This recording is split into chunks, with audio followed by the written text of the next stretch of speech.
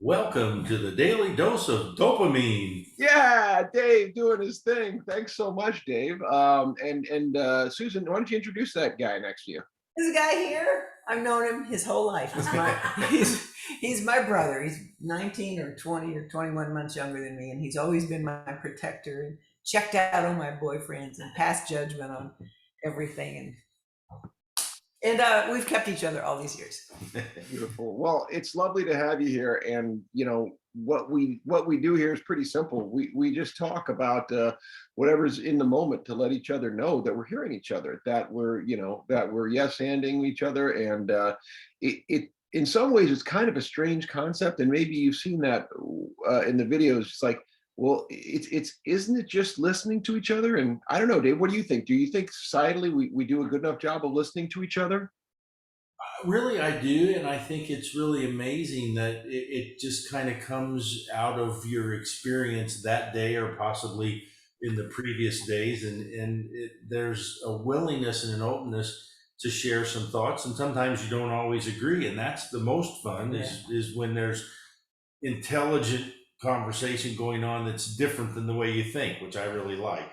Yeah, that's right. It sounds. I mean, what I heard in there, and Susan, of course, she knows to jump in.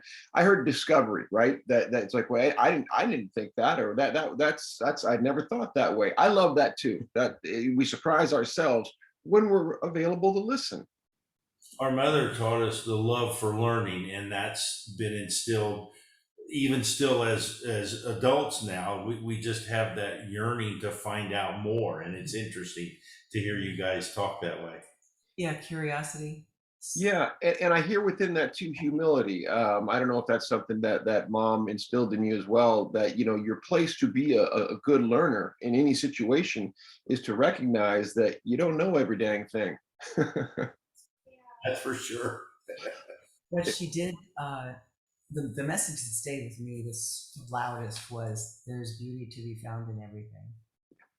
I like And that too. pointed out so many different, ways that were unconventional, things that one might not think of as beautiful. And so it framed my perspective on the world. I don't know, Well, was that a big Oh, message in your head? I think so. I think so. And my dad's mother, our grandmother, had little ditties that she would have typed out and carry in her billfold. And her main one in life was infinite attention to the minutest details spells the difference between success and failure. So we had that look for all of it. There was none of this, the small stuff doesn't count, everything counted. well, I love what you said. And again, I think we've hit on a theme here about discovery and these things to be found, to be noticed, that they're everywhere if we will do ourselves the favor of, and those around us a favor of paying attention, of paying respect to others, right? There's an analogy that my dad and I enjoy. His work was in municipal bonds, and so he was always trying to find undervalued assets, right?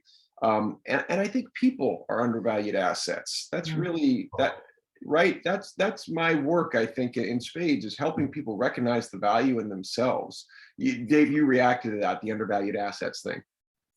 Yes, and I've spent 30 years learning how brilliant my wife is, and it took me quite a while to figure out, be quiet and listen to her, and then absorb and reflect on what she's saying. And it may be different than the way I thought about it, but if I'll allow myself the willingness to change and hear that, I get better for it. And it requires a kind of slowing down. Oh, big time for me. Yeah, yeah, yeah. But Well, that's what you can see and hear. and I love that too. And Susan knows this through an improvisational lens. That yes and doesn't always mean we necessarily agree with the thing we're saying yes to in the moment. We're saying, yes, I hear you. And here's something that seems to go with that. Just to validate doesn't mean you have to go down the road with that person with everything that they agree with. It's just say, right now, I hear you, I respect you. And yeah, you may have transformed me, which is pretty cool. Fortunately or unfortunately, I spent nearly 50 years in sales, and I always had to have something to say because if I stopped talking, the sale didn't happen. You know, if the Mm. customer got the last word, I didn't make a sale.